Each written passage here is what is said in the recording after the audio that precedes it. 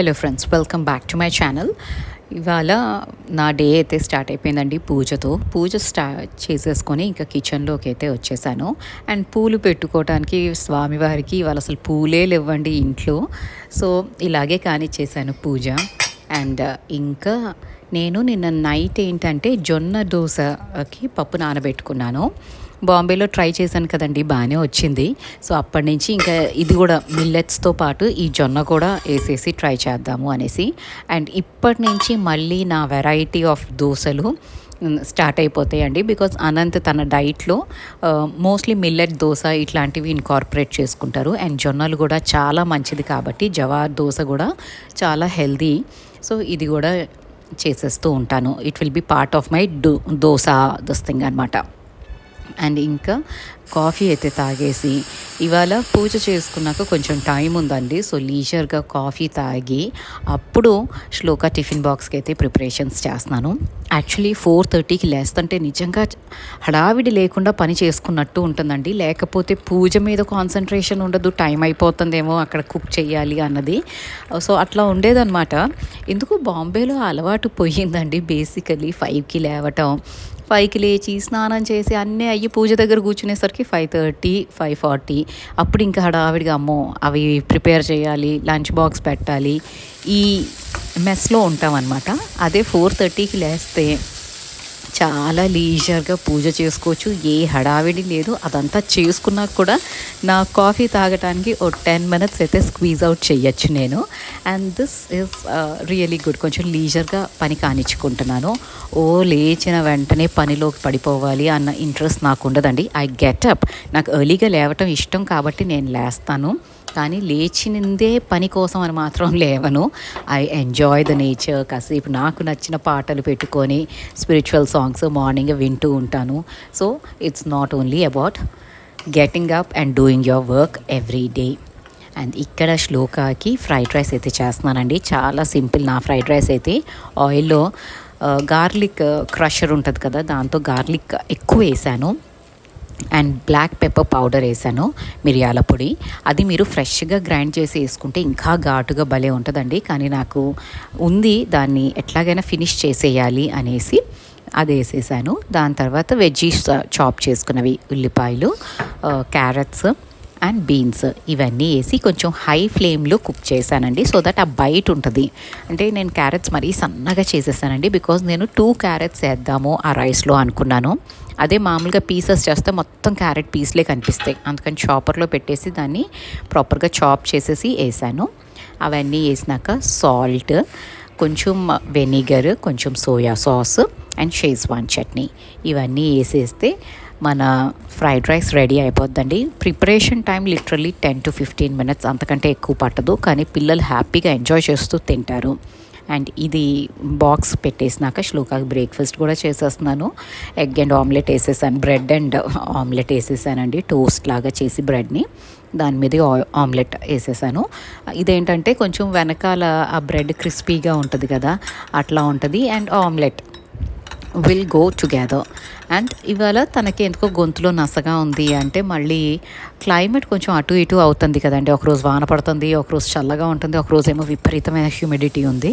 So మళ్ళీ turmeric water అయితే start చేద్దాం అనేసి ఇచ్చాను. కానీ ఎన్ని రోజులు చేస్తానో నాకైతే ఉండట్లేదండి ఇన్ని పనుల్లో. But I will try to do it. ఇంకా శ్లోక వెళ్ళిపోయినాక మా బ్రేక్ఫాస్ట్ వర్మిసెల్లి ఉప్మా ఇవాళ నాకు అనంత్కి. ఇంకేం చేసి అపోహాలు తిని బోర్ కొట్టిందంటే నాకైతే. సో ఇదైతే నేను తింటానమాట. వర్మిసెల్లిది బాంబినో ఉప్మా ఇది నేను చేసేసాను. అండ్ ఎన్ని సంవత్సరాలు అయిందో అండి ఇది తిని. ఐ వాజ్ రిమెంబరింగ్ అనమాట when was the last time we had అని. లిటరలీ 6 months అయితే నాకైతే గుర్తే రాలేదు. దానికంటే ముందు ఎప్పుడో తినుంటాను. సో ఇట్లా కొన్ని రోజుల నెలలు తరబడి కొన్ని స్కిప్ చేసేస్తూ ఉంటాం మనం బ్రేక్ఫాస్ట్లో. అండ్ ఇవన్నీ చేసుకొని నిన్న 2 పిండ్లు వేసుకున్నానండి. జవార్ దోశకి వేసాను అండ్ ఆల్సో నార్మల్ ఇడ్లీకి వేసాను. ఇడ్లీలు మాత్రం నేను ఎందుకో రవ్వ ఇవన్నీ మిల్లెట్, రెడ్ పోహా ఇవన్నీ నేను ట్రై చేయదలుచుకోలేదండి, రాగి ఇడ్లీలు. బికాజ్ ఇడ్లీ అట్లా నార్మల్ ఇడ్లీ తింటేనే అదొక సాటిస్ఫాక్షన్ లాగా ఉంటాయి. సో జనరలీ నేనేంటంటే ఇండివిజువల్లీ వేసుకుంటాను. ఒకటి అయిపోయినాక ఇంకొక పిండి వేసుకుంటాను. కానీ ఈసారి నాకు పని చేసి చేసి చేసి విరక్తిగా ఉందండి. బికాజ్ ఏంటో ఇంటికి వచ్చిన దగ్గర నుంచి సర్దుతూనే ఉన్నానా, ఒకలాంటి విరక్తి and on top of it ఏంటంటే నీరసం కూడా వస్తుందండి. బికాస్ ఈ హ్యూమిడ్ వెదర్ ఇంత అలవాట్లేదు. బాంబేలో కూడా హ్యూమిడిటీ ఉంటుంది, కానీ నాట్ టు దిస్ ఎక్స్టెంట్. అంటే మేము సీ పక్కన లేము కదండి. ఇక్కడ ఏంటంటే సీ దగ్గర కాబట్టి ఆ humidity is draining me out అనమాట. తెలియని నీరసం అనమాట. ఏమవుతుందో అర్థం కాదు, బట్ ఐఎమ్ సో వీక్ అనిపిస్తుంది. జనరలీ ఒక గంటలో అయిపోయే పని I'm taking 2 hours or 3 hours to complete that task of work. ఇది ఈదర్ చేసి చేసి చేసి body saying calm down, finish అయిపోయింది పని అని, లేదా because of the weather change కూడా అయ్యి ఉండొచ్చు. And there are multiple factors అండి. సో వర్క్ అంటే స్లో అవుతుంది, అందుకని నేను ఇంకా విరక్తి వచ్చేసి అన్నీ ఒకే రోజు పని చేసేసుకుంటే నెక్స్ట్ డే కొంచెం లీజర్గా అయినా ఉంటుంది కదా అని చేస్తాను. అలా చేసిన ఈ రోజు పని ఈ రోజే, నెక్స్ట్ డే పని నెక్స్ట్ డే అన్నట్టే మళ్ళీ పుట్టుకొస్తుంది. It is like ridiculous and పిచ్చ బిజీగా అయిపోయానండి ఏంటో వైజాగ్ వచ్చినాక. సో ఇట్లా అయితే నడుస్తూ ఉన్నాయి అన్నమాట. అండ్ ఇవన్నీ చేసేసుకొని కిచెన్ అంతా క్లీన్ చేస్తున్నాను. అండ్ వన్ హంబుల్ రిక్వెస్ట్ అండి, ఇది కొంచెం ఇంపార్టెంట్, తప్పుగా అనుకోకండి నేను ఇది చెప్తున్నాను అని. బట్ మన వ్యూవర్స్ చాలామంది వైజాగ్లో ఉన్నారు, మన సబ్స్క్రైబర్స్, మన ఛానల్ చూసేవాళ్ళు. So they are just asking me, అక్క మీరు ఈ లొకాలిటీలో ఉంటారు కదా అనేసి. లొకాలిటీ వరకు ఓకే అండి, కానీ అపార్ట్మెంట్స్ పేరు కూడా తీసుకుంటున్నారు. So that is a bit scary. అలా చేయొద్దు. If you want to connect with me you can always message me on Insta, వైజాగ్లో ఉన్న వాళ్ళైతే. కానీ యూట్యూబ్లో కామెంట్స్లో పెట్టకండి. ఎందుకు అంటే మన సబ్స్క్రైబర్స్ మాత్రమే చూడరు కదా వీడియో. సమ్టైమ్స్ ఎవరో ఒకళ్ళు ర్యాండమ్లీ చూడొచ్చు and they can misuse misuse that information కదా. అందుకని, ఎందుకంటే ఫ్యామిలీ కూడా ఉంటుంది కాబట్టి ఫ్యామిలీ సెక్యూరిటీ కూడా చూసుకోవాలి కదండి. మీరు తప్పుగా అనుకోకండి ఇట్లా చెప్తున్నాను అనేసి. సో ప్లీజ్, మీకు చూస్తున్న వాళ్ళకి ఆల్మోస్ట్ ఒక ఐడియా అయితే వచ్చేసి ఉంటుంది నేను ఎక్కడున్నానో అని. వైజాగ్లో ఉన్న వాళ్ళకైతే definitely they would identify the streets and everything. కానీ ప్లీజ్ ఆ పేర్లు తీయకండి. That is my humble request. And ఇది చెప్తున్నందుకు తప్పుగా అనుకోకండి. The only reason I'm saying is, అలా పేర్లు ఫ్లాష్ అవుతూ ఉంటే ఎవడు ఎలాంటి వాళ్ళు తెలియదు కదా. మనం మంచి ఇంటెన్షన్తోనే అడగచ్చు, so that you want to connect with me are you have that okay ఇక్కడ వీళ్ళు ఉన్నారు అని ఒక ఐడియా కోసం అడగచ్చు. బట్ దెన్ ఆ ఇన్ఫర్మేషన్ ఎవరి చేతుల్లో వెళ్తుందో తెలియదు కదండి. సో ప్లీజ్ తప్పుగా అనుకోకండి. That's the only reason. Last few weeks నుంచి మన వ్యూవర్స్ కొందరు వైజాగ్లో ఉన్నవాళ్ళు దే ఆర్ ఆస్కింగ్ మీ, మీరు ఇక్కడ ఉంటున్నారు కదా, మీరు ఈ లొకాలిటీలో ఉంటున్నారు కదా అనేసి. And I'm immediately deleting that messages because అవి random persons can misuse it. అంతేనండి. And please once again humble request, తప్పుగా అనుకోకండి నేను ఇది చెప్పినందుకు. బట్ సెక్యూరిటీ కూడా ఒకటి, సేఫ్టీ అండ్ సెక్యూరిటీ కూడా ఇంపార్టెంట్ కదా, అందుకనే చెప్తున్నానండి. If you identify the building it's okay. మన వ్యూవర్స్ వల్ల నాకేమీ పెద్ద రిస్క్ వచ్చేసేది అట్లాంటిది ఏమీ ఉండదు. కానీ మనం చేసే కామెంట్స్ వల్ల ఎవరైనా they can misuse the information. అదొక్కటే నేను ఇన్సిస్ట్ చేసి చెప్తున్నాను. So please don't mind it otherwise. And ఇంకా నేను ఈ బట్టలు వేసేసుకున్నాను, ఆ కిచెన్ అంతా క్లీన్ చేసేసుకున్నాను. ఇదంతా అయ్యి నా జ్యువెలరీ కొంచెం ఆర్గనైజ్ చేద్దాము అనుకున్నానండి. సో అప్పుడు నాకు నిన్న ఆర్గనైజ్ చేస్తున్నప్పుడు నాకు బుట్టలు ఒకటి కనిపించినాయి అనమాట. ఇవి చాలా పాతవి అనమాట, అంటే చిన్నప్పుడు బుట్టలు అండి ఇవి. ఇది యాక్చువల్లీ అక్కది. అక్క చిన్నప్పుడు 1-2 years ఉన్నప్పుడేమో తాతయ్య కొనిచ్చారనమాట. అండ్ అసలు ఆ వర్క్మెన్షిప్ అండి, ఆ జాలీ వర్క్ అంటారు, దీన్ని ఏం వర్క్ అంటారో నాకు తెలియదు, కానీ అసలు అది చూస్తూ ఉంటే నాకు ఎంత ఇష్టం అంటే, ఇది నాకు ఇష్టమే, అక్కకి ఇష్టమే. అండ్ సర్ప్రైజింగ్లీ మొన్న సంక్రాంతి టైంలో Shloka, she was just going through all my jewellery pieces అనమాట. ఇదేంటి ఇదేంటి అని అడుగుతుంది. So I told her the story. She instantaneously ఇది పికప్ చేసింది అనమాట. ఈ బుట్టలు నేను ఇవి పెట్టుకుంటాను, నాకు ఇవి చాలా నచ్చినాయి, ఎంత బాగున్నాయి కదా అనేసి. And I was like so happy when she said that. Actually ఇది అక్కది.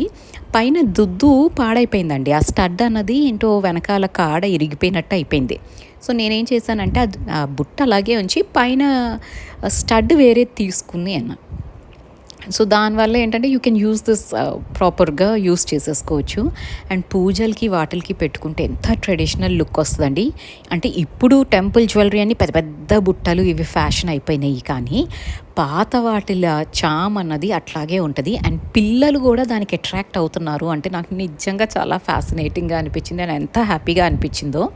ఇది నేను మొన్న అక్కకి చెప్తున్నాను, నీ బుట్టలు నా దగ్గరే ఉన్నాయి అక్క అనేసి. ఇవి లాకర్లో పెట్టేశామండి, అది పాడైపోయింది కదా అని. మొన్న తీసి లాస్ట్ టైం అంటే నేను 2024లో వెళ్ళాను కదా హైదరాబాద్, అప్పుడు తీసి ఈ స్టడ్స్ మార్చి యూజ్ చేస్తున్నాను నేను.